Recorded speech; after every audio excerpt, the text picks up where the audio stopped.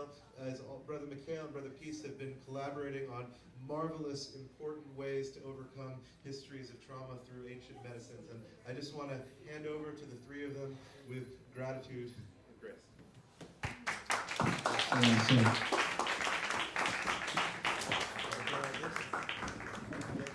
Yeah.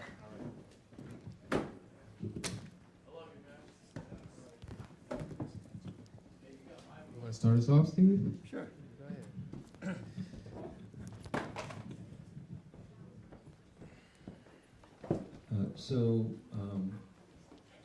Peace, why don't we just start with your story, right? You're on this peace and love mission, and maybe talk to us a little bit first about what the mission is, and then how did you come to that mission? And then Brother Mikael, we'll call it over to you, and you can weave in your part of the story and how the two of you came to share this mission. Okay, brother.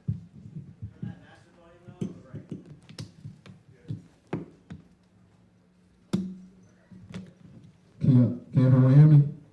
Pretty clear? Okay.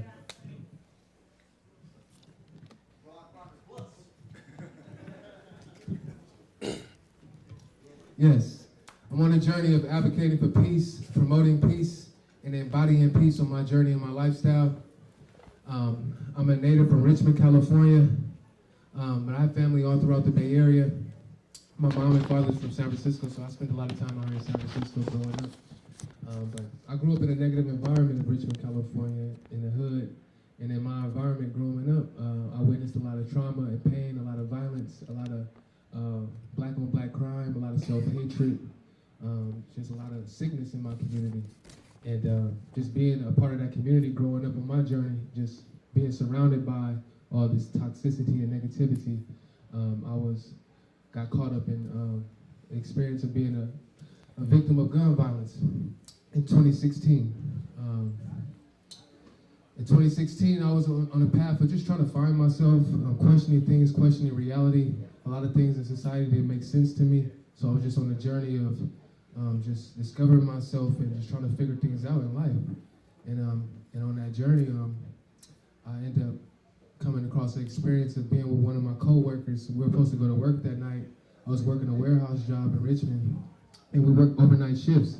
And usually before our overnight shifts, me and some of my coworkers, we love to engage in smoking and having a few sessions before we go into work. And that night, I was going to acquire some marijuana from where we get our weed from in our environment. And in that transaction, someone randomly drove up and started shooting.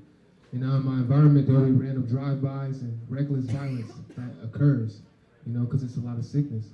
And the term hurt people. So it's a cycle of people continuously hurting people in environments. And so that was that type of situation, just a lot of pain and hurt cycling in my environment. And I got caught up in that type of situation, and I got shot 4 times. And getting shot 4 times really took me on a deep journey of healing and wanting to tap into a deeper sense of peace, because I didn't really experience peace on my journey. I always would see pain.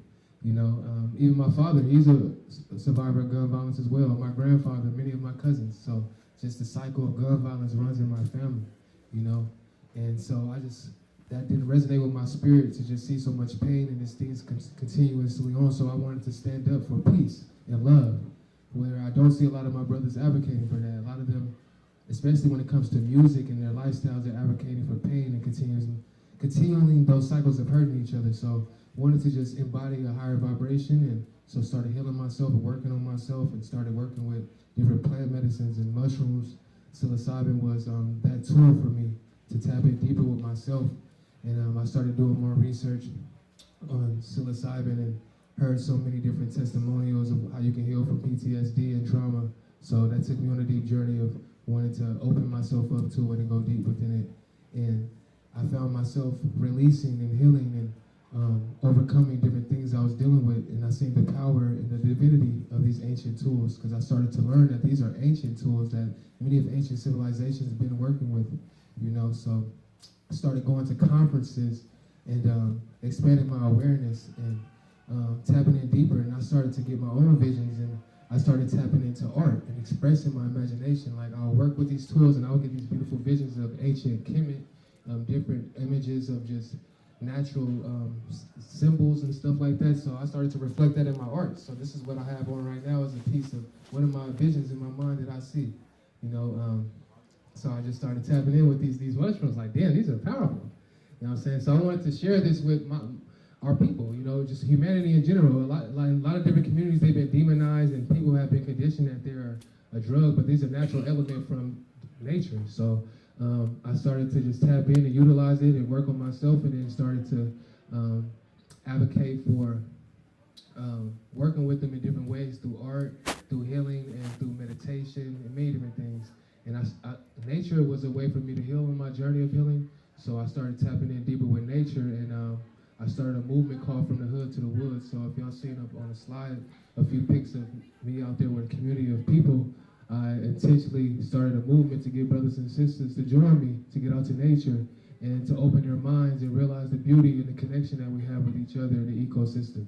And just getting out to nature and realizing like, dang, I'm connected to all of this. And I'm made of the minerals and the elements of the earth. So it starts to bring a deeper sense of awareness that I am a part of the ecosystem. So having those conversations with my brothers and sisters and opening their minds and encouraging them to tap in deeper with different pathways of nature that can support us with healing. And realizing our true nature, and my brother Mikael has been a brother of mine in my community that I've been able to build a brotherhood with, and develop a strong bond, and we've been able to travel with each other and learn more of our history around the diaspora, tap in and heal our traumas within our brotherhood, because a lot of melanated black men in our community, we have a lot of self-hatred and pain to where it's hard for us to really embrace each other, so that's a journey we have been on of healing ourselves from that trauma and that conditioning, and wanting to reflect that in our communities to show our brothers it's cool to embrace each other, love each other, support each other, and really pour into each other. So I really just wanted to start a whole new paradigm of how to operate as men in our communities, because it's a lot of toxicity in our community. So just wanted to uplift that vibration and just get more comfortable sharing that, because a lot of our people don't see that. You know what I'm saying? So sometimes it can be, huh? They won't say that. They won't say that. They see it. They Mm-hmm. don't say it. They don't say it. So just getting comfortable to speak that and live that truth in front of them, and it's been a beautiful journey. And I'm gonna let my brother Mikael share some of his experience growing up on his journey and how we could be connecting and building in our intention and our mission of pushing peace, love, and wellness. Yeah.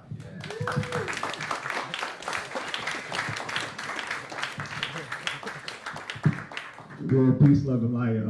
Give thanks to this powerful brother right here, Brother Peace. Shout out to him one more time. Clap it up for him. He just got done performing, giving his time to interview. Now he up here on stage, and I don't see this brother growing and develop so much. It's a beautiful thing to see. And as far as myself, I go by Mikael. My birth name is Michael, but as I've been doing more spiritual studies and practices, I learned the ancient name of saying is Mikael. So that is my title, but also I go by Mikael too as well. It's a simpler way to say it. So I appreciate all forms of my names and existence and everything. But me growing up, I was born in Sacramento, California. I got family from San Francisco too out here as well. My grandma and my father visiting from San Francisco. So it's good to be out here talking and presenting myself out here for my family lineage. But also my mother, she is originally from Florida, but she moved to Oakland when she was young. And for my family line and trees, a lot of just pain and trauma. We had to move around a lot. We had a lot of drug addictions and different illnesses in my family. My grandmother died at a young age. I never knew my grandfather. I only knew of one grandmother in my lifetime. My father wasn't really present much in my life, and I was raised by a single mother. But through all that, I still stayed positive and still stayed on the road of being productive in life. I played basketball growing up, and I played in college. In 2011, I got a chance to play overseas for a couple months out in China. But coming back, I started getting real sick. I went through a lot of illnesses throughout my life, but when I started playing basketball, that's when I started really dealing with a lot of health issues, a lot of issues with my gut, my skin, my energy, just common things that we might think is normal is being a human is, you know, having illness and sickness, but to come and learn about ancient sciences and practices, it's not really the case. And I had to go through the medical system, I had to go through the hospital, I had to go through a lot of surgeries, operations, I had to go through a lot of different things to go on my personal path of self-healing. And when I started doing my own research, I started seeing all the environmental issues from chemtrails to all the poisons in the water, fluoride, many different things is out here that's in our environments that's killing us on a daily. I had to learn about that, get educated about that on my own. And once I found out about that, I found out that there's other natural ways to heal. And one of the first things I started to really get into was stones and crystals, herbs and natural minerals. Started getting into more sea moss and sea algae, and eventually I started coming around information and knowledge about plant medicine. And when I learned about plant medicine, I learned about the indigenous practices of plant medicines, and that my ancestors and a lot of people that I actually grew up with and throughout my lifetime applied different plant medicines, but I never knew the science behind it. So I started doing a lot of study and research about the different uses of plant medicine, from herbs to different roots to different barks, and eventually fungi started popping up. And it was something that popped up before, early in my life, you know, coming out here in the Bay and being raised in the Bay Area, you know, access to mushrooms and stuff is here.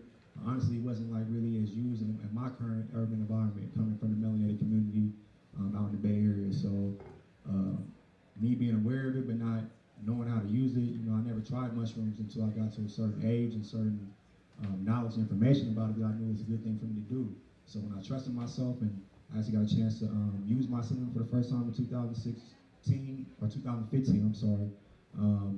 Yeah, it was a mind-blowing experience that I never forgot.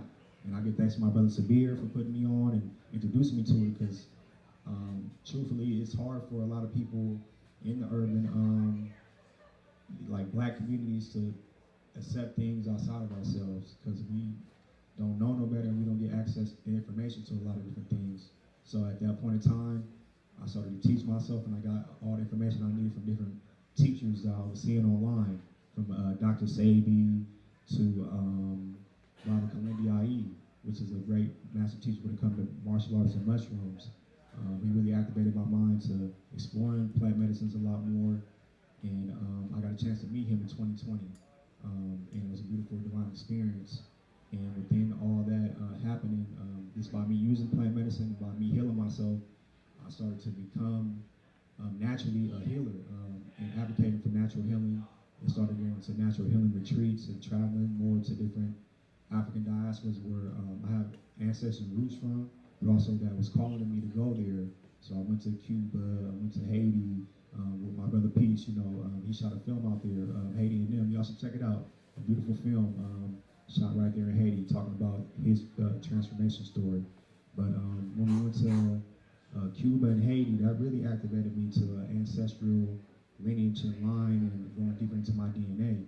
So from there, I started traveling to other African diasporas, Mexico, Honduras, and I finally got a chance to go to Africa for the first time in 2019, and that's when I was a part of beginning to be a part of an organization called Repair Nations, which is a global cooperative Pan-African movement that helps to support cooperative growth and infrastructure within the communities and urban communities out in Oakland.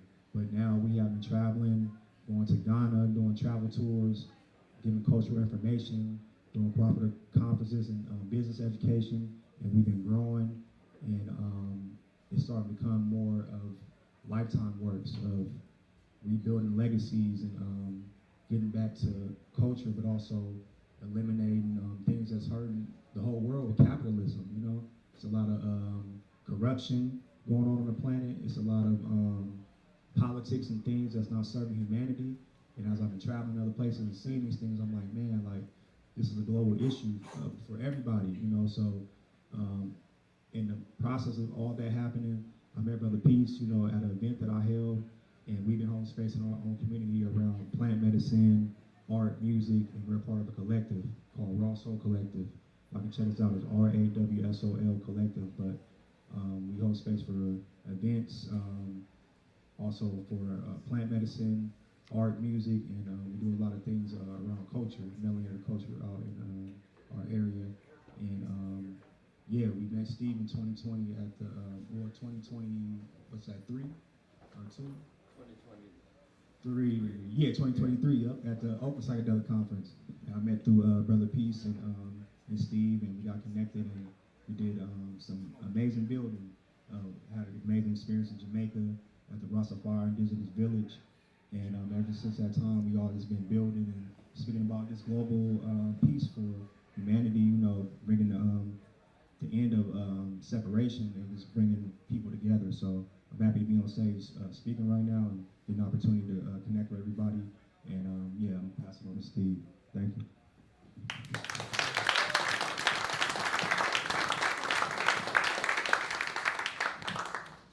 So, you know, we heard some conversation raised earlier about trauma, and you know, we really heard these stories here from Brother Peace and Brother Mikael of intergenerational trauma. So, whichever one of you'd like to take this first, to talk a little bit more about the role that your mushroom journeys have played in that healing process.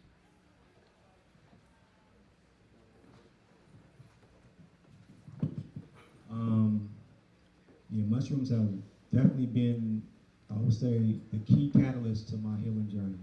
You know, the stones and the crystals and the herbs is more for my physical healing, but when I started taking plant medicine and when I started working with mushrooms, I was more for my spiritual healing, my soul healing, releasing things of this world and knowing that it's a lot more greater things that I come from and that I am and that I'm connected to, you know, in the universe and the cosmos, but also I can let things go.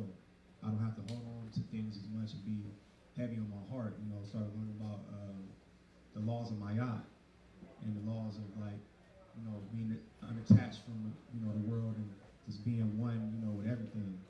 And, you know, mushrooms really taught me that, had me embrace that, had me embodying that. So I do my best to lead that and be that in the world. Yeah, Brother Steve and everybody in the space. Mushrooms have been a huge instrument on my journey of tapping in deeper with my inner peace and walking the journey of peace confidently and liberating myself and releasing my blockages and to be confident in my purpose and my knowing and having more clarity. Like, you know, mushrooms come from the mycelium and that's the roots of the earth, and I feel like the mushrooms, when you tap in deeper with that, it'll get to the roots of your core issues if you allow it, you know, because sometimes you can tap in with these things, but you might block it off and you might not get the experience that you may need.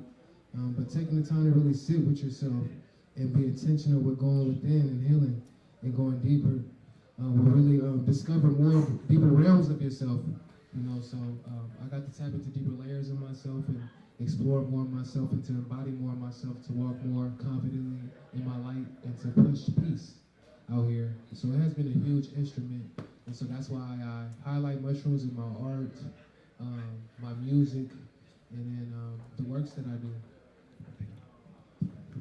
So, you know, I hardly know where to start. You know, as a commentator on this earlier, we heard some.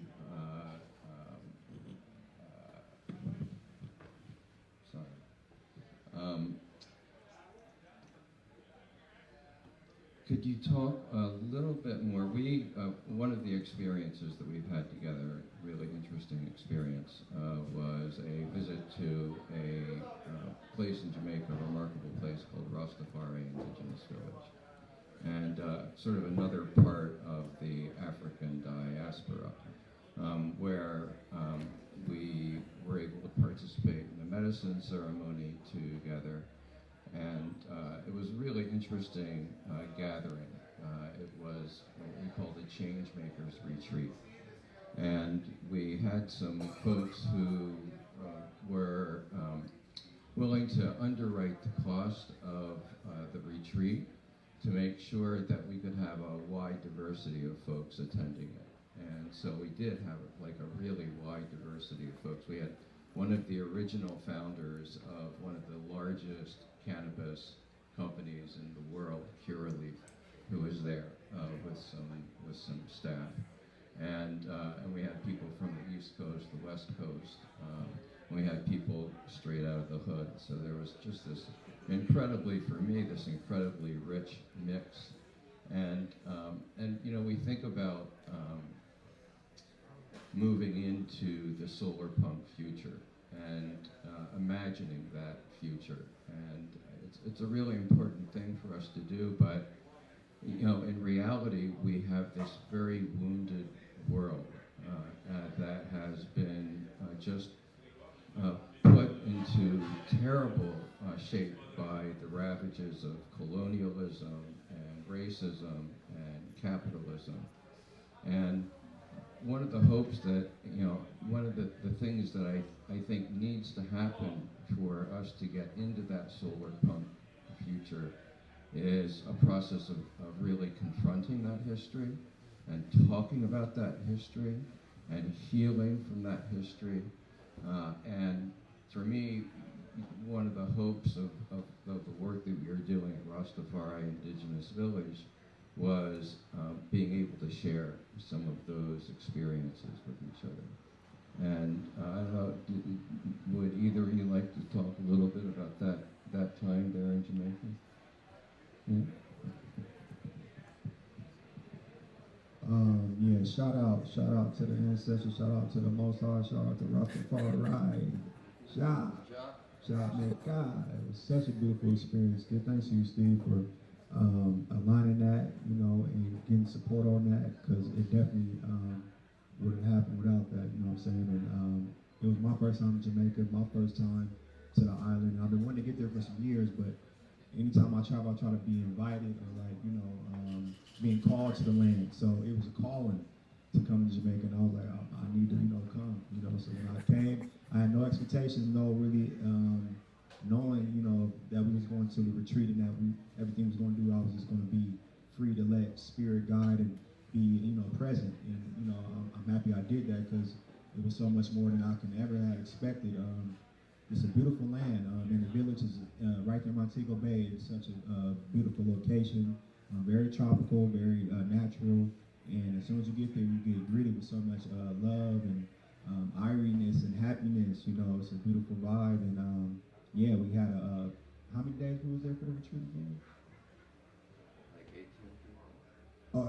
But how many days was there? I mean, it was 5 days. 5 days retreat, but it felt like, you know, so long because it was so beautiful each day. You know, a lot of just good energy. You know, as soon as we got there, you got foot soak, and you got some good natural Ital food, very healing and medicinal, drumming and culture, history, you know, lessons, and connection with everybody who was on the retreat. Like we said, it was a change makers retreat, and everybody there was making different changes in their own personal environment, but locally and globally coming together for a greater cause, for the greater good of humanity, you know. So that's what we was calling on throughout the retreat. That's what we was working through, envisioning things, clearing things, doing aura cleanses, and doing many different medicinal things, you know, with plants and nature, sitting, you know, in ceremony, holding space, holding a container, but in a very ancient indigenous way, through the Rastafari indigenous way and culture.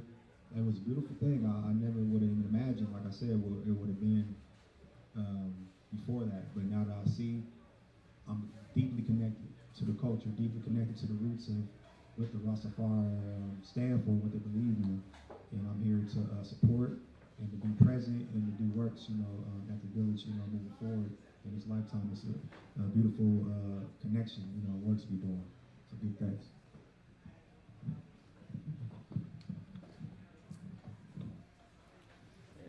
My brother definitely touched on a lot about that experience. I would say it was a very liberating experience for me too.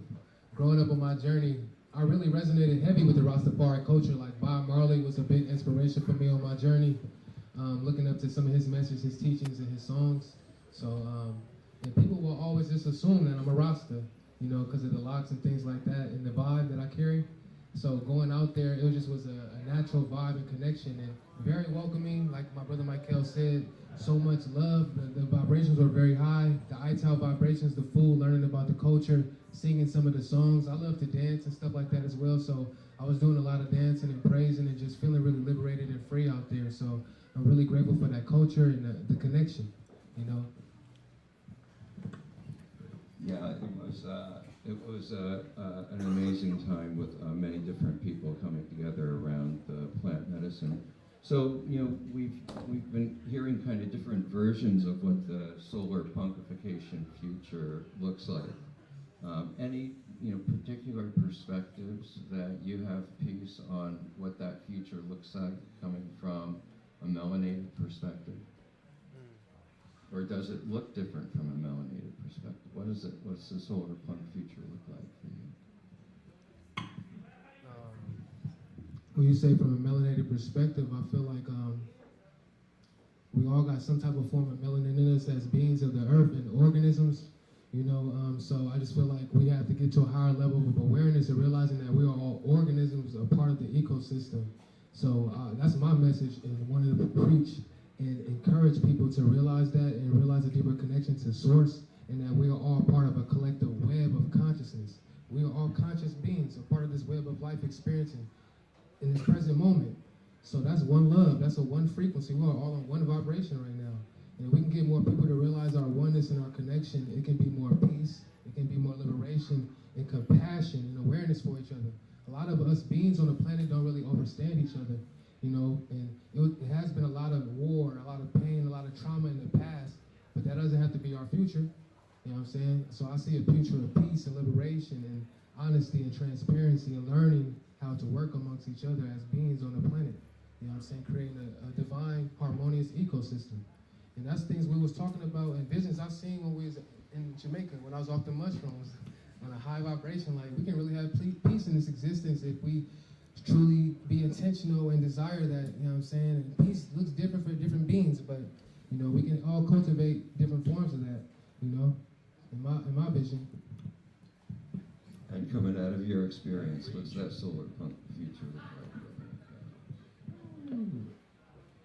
That solar punk future looking just how it is in this room right now. There's a lot of, you know, peace and love and everybody being present, holding space for each other, and no judgment, no anything like that. It's just all exchange of positive energy. And regardless of where we come from, I'm really a student of honoring our ancestors, honoring the earth, honoring the universe, and where we come from. So, like the brother was saying, a lot of us are miseducated where we really come from, truthfully, on the planet, you know, from our genetics, our DNA, but also our past time, where we come from, to the beginning of where we at now. So I do a podcast every Friday called Ancient Future, which speaks about the past and honoring Sankofa, which is an ancient African term and symbol to look back at the past, to your ancestors in antiquity, but also move forward in the future of things to advance the society, to advance the technology, but advance it in a way that's connected with nature, that's connected with the universe and everything that's going to be positive when it comes to energy. You know, it's a lot of things on the planet that's against positive energy, like oil, you know what I'm saying, different electricity and things like that. It's so much more advanced technology that we can be using. Nikola Tesla talked about it. Many of our ancient ancestors lived this very free energy type of lifestyle. You can see it in some of these pictures right here on the wall. This is a lot of free energy type of environments where everything is an ecosystem of nature. It's high technology. It can be advanced off of crystals, solar energy, wind energy, so much natural energy all around us. So this is a planet of living in harmony with the ecosystem, with nature, with all animals, with all beings, and everything being one. And we evolving and keeping things moving on a natural scale. So that's what it looked like to me. Sounds good to me. Yes. Yeah. Thank you. So we're going to turn this into a wider conversation here in just a minute, but I want to give Brother Peace a chance to say anything that I should have asked that I didn't ask, and any projects,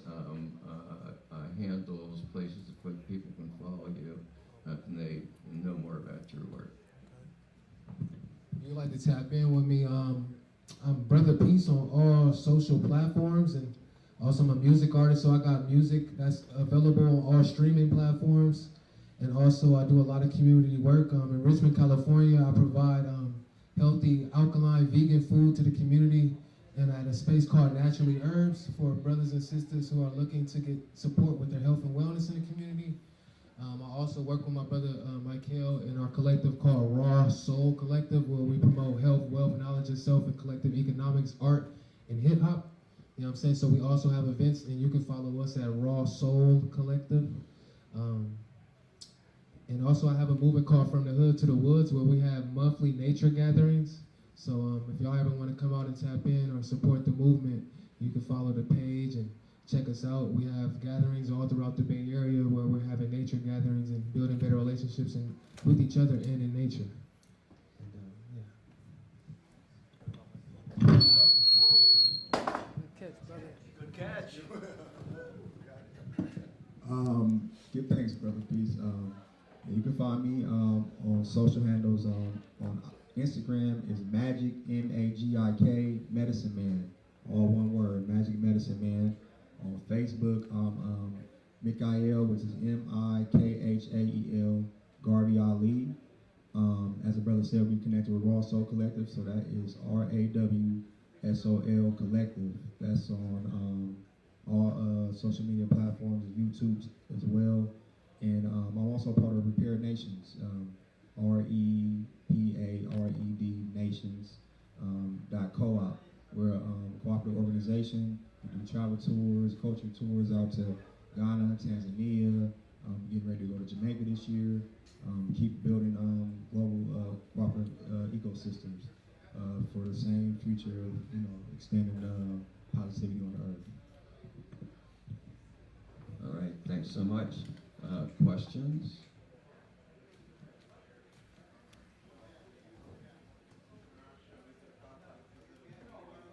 Mm-hmm. You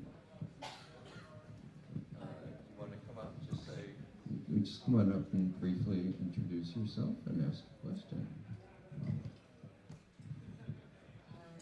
So I'm Sarah, and I was curious if you could expand into the perspective of intergenerational trauma and healing that you've seen for others in what you have witnessed within your gatherings or within your communities. I'd love to hear from your perspective on that topic. Well, I can say that we was kind of talking about it in the car. No matter what nation or no matter what kind of bloodline we all come from this planet, we all been through generational trauma within a lot of our nations. And how things came to America, it's been a lot of trauma through all generations that we have not healed, that's been present, that's been kind of overlooked over, and that we just been kind of walking over and just been letting it just sit there, and it's been festering. And I think that's how racism even got started, you know what I'm saying? Like, it was a lot of things that was dealt with from the past that would have been talked about and handled, not even at that moment, but gradually over time to be bringing justice to, you know what I'm saying? Or some kind of balance to it. Things wouldn't be how it is on the planet right now, but since it is, just to my generation and my bloodline, from my memory where I'm at right now on the planet, I've been through different atrocities, especially the drug epidemic out here in America. You know what I'm saying? That's been a big thing for all people and their families, you know what I'm saying?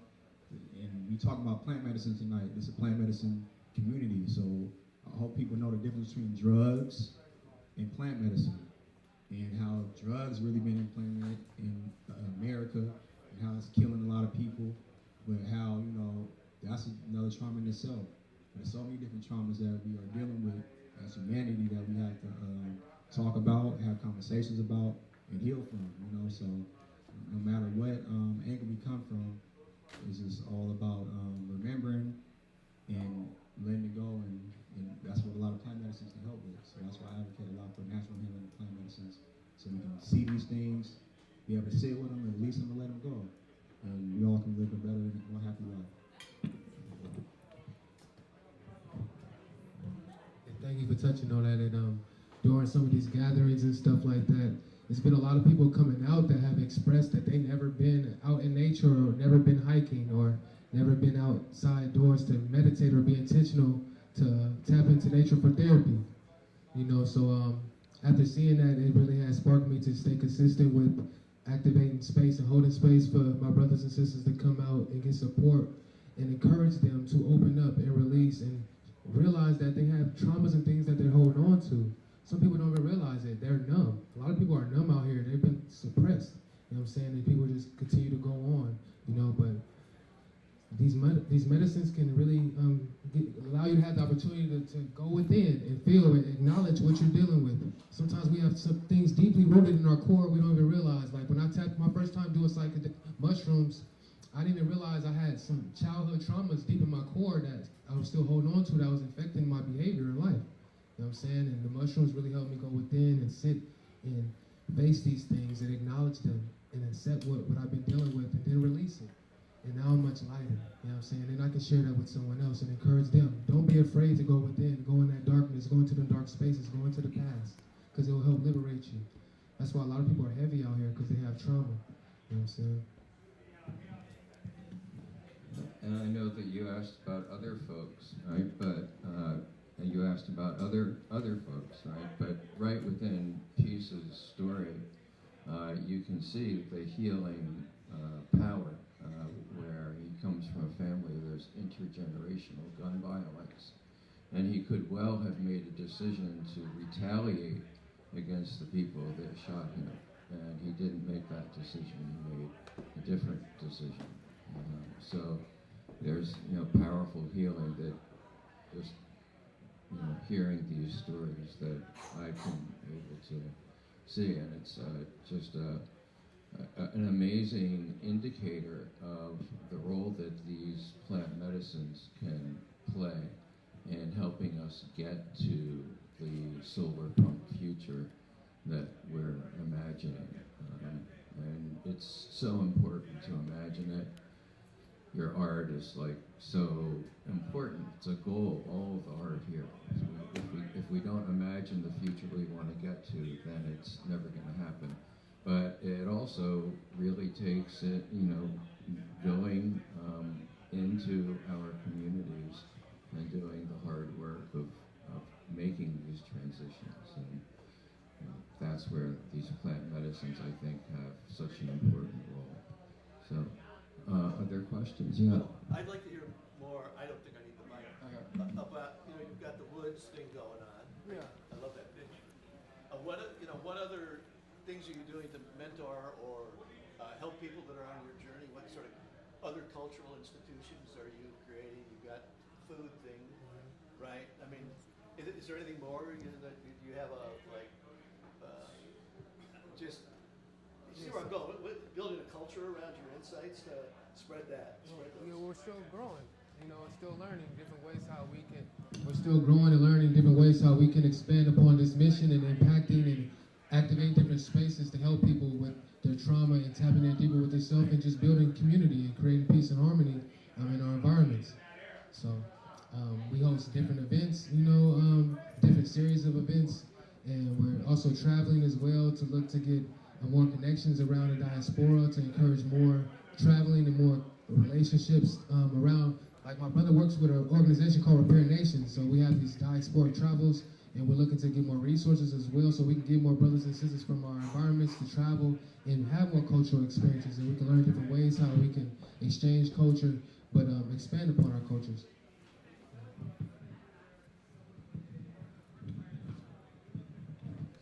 We do series of events like the brother said. The micro meetup is a series where you can learn about education about plant medicine, but also get cultural experiences. And we also do another one called the Cosmic Collective Jam. It's a big music kind of concert. We're looking to turn into a festival. So any kind of support we can get and access to resources that we're building on, like the brother said, we're still growing. So we definitely would love more support and people tapping in with us. There's a larger movement that's happening, which is really revolutionary within a revolution. when I was growing up and I was a teenager, having a lot of psychedelic experiences, I always wanted to share those experiences with my black friends, and they would not go there with me. It was just something that wasn't done within black culture. And every other drug they were willing to try with me, and we sold lots of weed together, but they wouldn't go there. And so this is just this revolutionary development that I tapped into when I had been on the road basically from 2019 until 2023.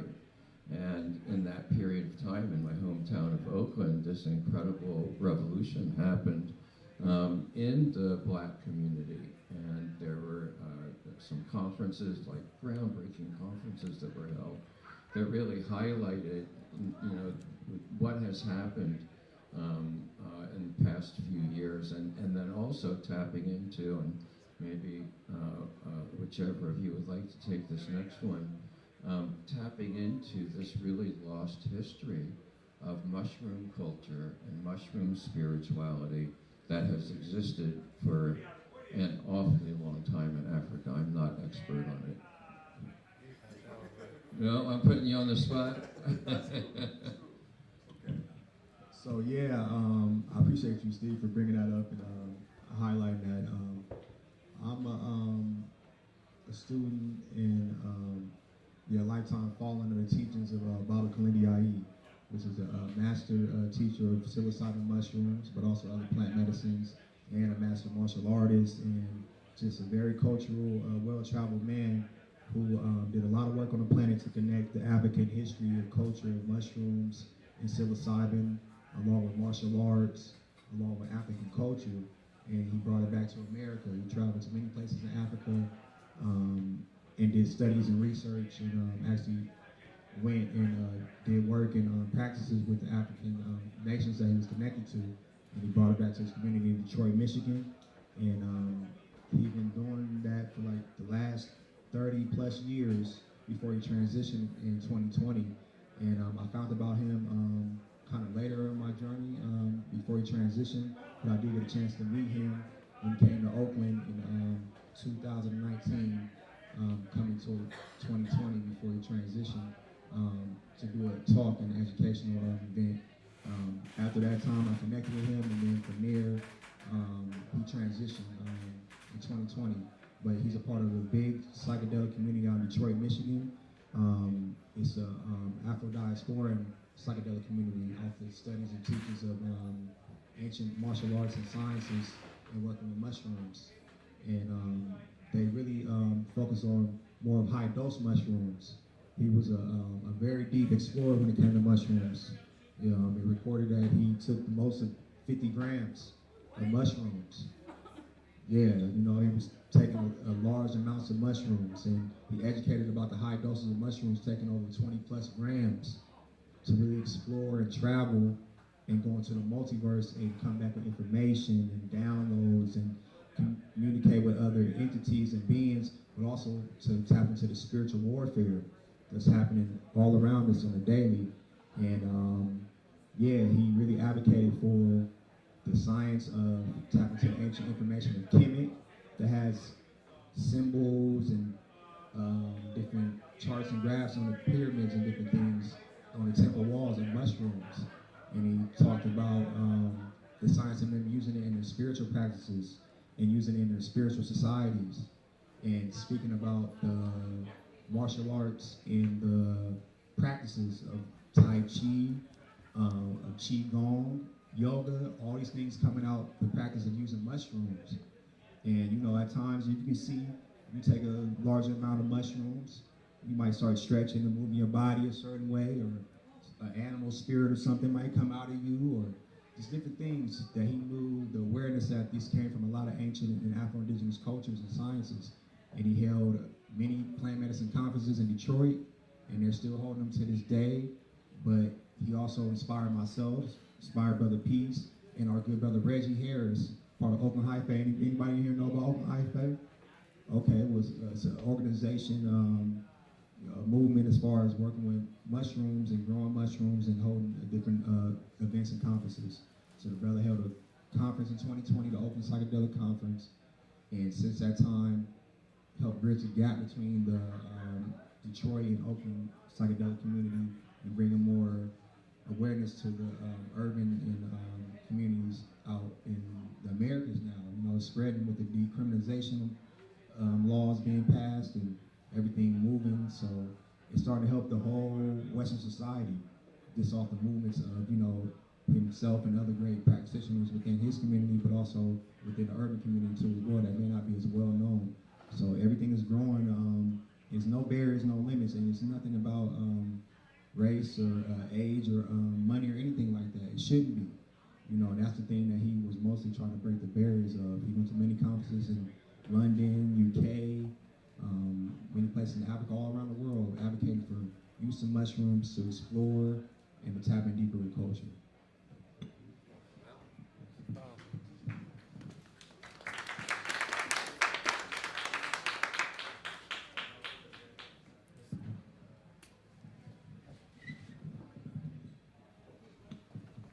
Thank you for the beautiful stories.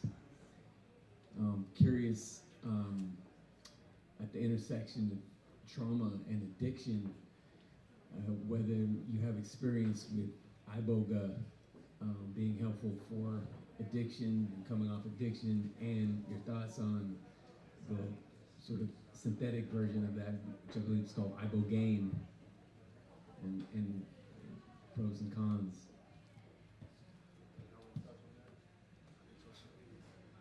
Well, yeah, I call myself a traveling medicine man because I've been traveling to many different places, but a lot of times when I go to these places, I try to tap in with the plant medicine from the places.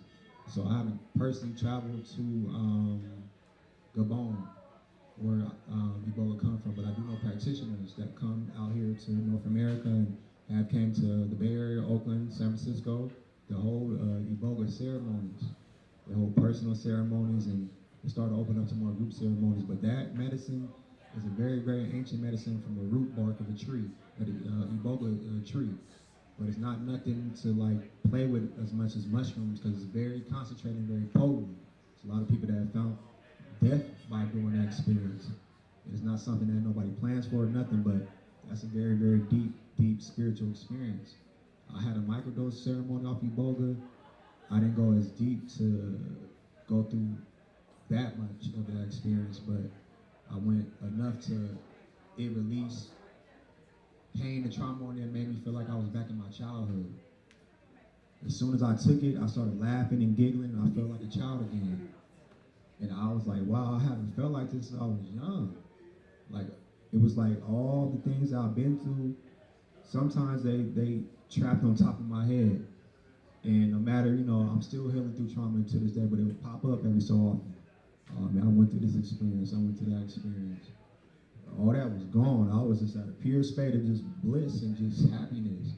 And I can see how I can get rid of addiction because it takes you back to a childlike state where when we're a child, we are very pure. And we don't need no drugs, we don't need nothing. We just need this pure energy and love from the world, from the environment. So it took me back to that space. So I would say at a spirit space, I believe it worked. There's many studies on it. But as far as the synthetic version, I don't really, you know, advocate for no synthetic version of anything. It can help to a certain degree, but it don't have even all the properties and the same materials as a raw, natural form of it. So you're only getting a part of it that was manipulated to work for a certain thing. But after a while, you'll need to keep taking it because it don't have the full spectrum of everything that it needs. And if you would take the raw plant, as many people say they took it 1 or 2 times and it was done with any kind of addiction and they never had to take it again. So I believe that's a lot more stronger and potent and more effective than taking some synthetic that you have to take over and over again to just kind of cope with. And that's where a lot of pharmaceutical drugs is coping mechanisms. It's not a healer, it's not gonna heal you, it's gonna keep going back and back till you finally don't get rid of the issue.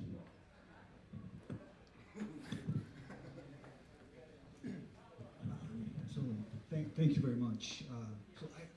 It was just a thought, and maybe, you know, I want to get your opinion on this thought, that maybe like mushrooms and medicinal herbs or any other activity that takes you to your inner self is maybe, you know, and maybe what mushrooms does is like it takes you to your deeper and higher sense of consciousness versus other drugs are escape. So you go outside of yourself, and then mushrooms, you go to your inner, most deeper, purest sense of consciousness, and that's basically love and transcendence. And in the solar punk context, that purest consciousness is connected to like the language of imagination of the universe. So that's how we connect to that, like language of nature, which is like the language of creation. And then, so with connected with the collective intelligence, including AI, we can tap into a higher sense of collective intelligence and love by going into the inner, deepest sense of higher consciousness. Well, human beings have devised many different ways to take ourselves out of linear, everyday executive consciousness. And the sacred plant medicines is one of those ways, but so is drumming, so is ecstatic dancing, so is meditation, so is yoga, so is hiking in nature. There's a lot of different ways that we can take ourselves out of that normal everyday reality and start thinking and feeling in a different kind of way. For me, on my path, the medicines have been really the most helpful teachers that I've had. But there's many different ways to get to that destination. Mother Nature made sure of that. All right. Any other questions? Yeah.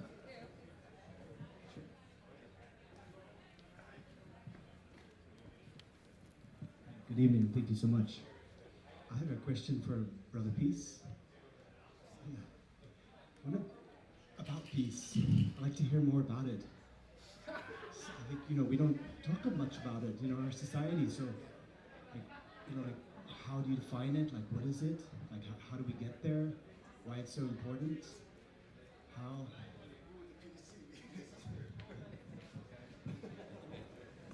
You're asking that because I have on my Instagram and on YouTube, I have a platform that I call Peace TV, and I interview different people on their perspective of peace. Because I feel like everybody has their own consciousness of how they see things and perceive things. So I'm interested to see, what does peace look like to other human beings on my journey as I advocate for peace. But for me, peace is, I feel like there's many different layers to peace, many different pathways to peace. I feel like peace is our birthright. I feel like peace is something that we can cultivate. Peace is within, you know what I'm saying? And different forms of ways that I tap into that peace is, I have a daughter, so when I'm cultivating time with her, spending time with her, that's peaceful. When I'm in the studio making my music, that's peace. When I'm in a community with my people, that's peace. You see that? That's peace. You know what I'm saying? And just being intentional with that, and reflecting that, affirming that, and really desiring that in our hearts. I feel like we'll start to attract more of that. Because I affirm myself as Brother Peace, and that's something that I really resonate with and wanted to see. And as I just started walking in that and affirming that, I started to see things align in my life that reflect that, and doors open that allow me to connect to that. You know what I'm saying? So it all starts with the intention of every individual, and wanting to cultivate that and develop that desire in their being. And I feel like, Source, the Creator, whatever you believe in will support you with aligning with that frequency. Yes. Do you think one day we could have global peace? That's something that I would like to affirm in this reality. It's a huge planet with a lot of different beings, you know what I'm saying? It is duality, you know what I'm saying? But we can cultivate peace, you know what I'm saying? We can definitely have peace in the midst of chaos, you know what I'm saying? So we'll see.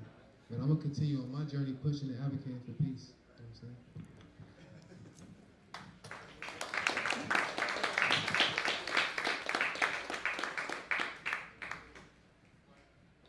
I know there was one other question, but okay, yes.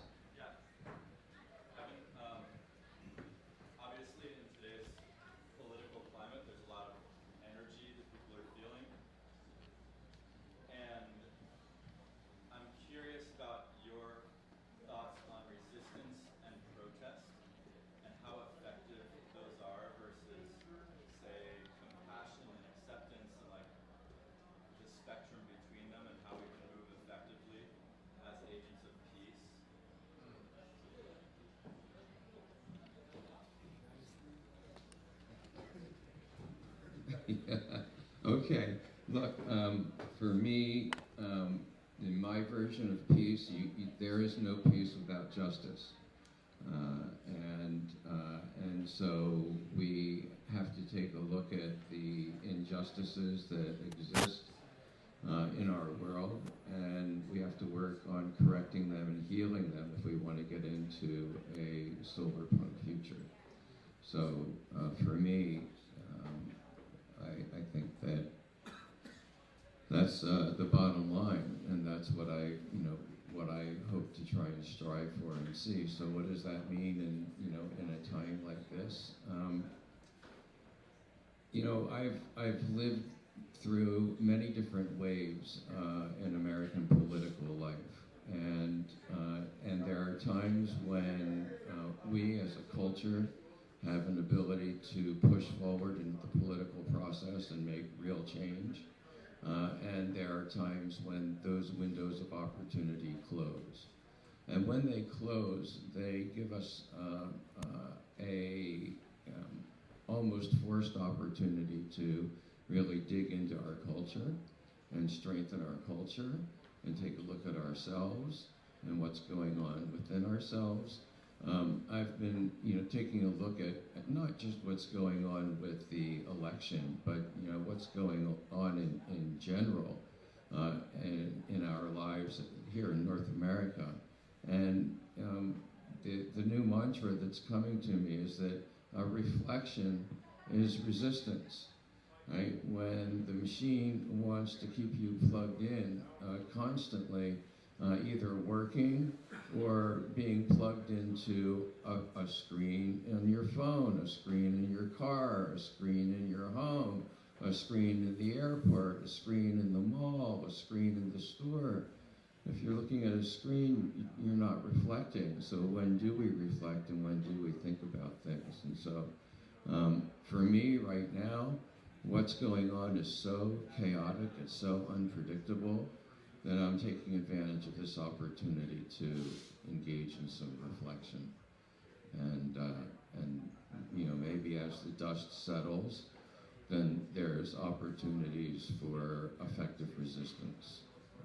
But for me, I don't see what that path is yet. So, hope that's helpful. Anything else? All right. Well, thank you everybody for your attention.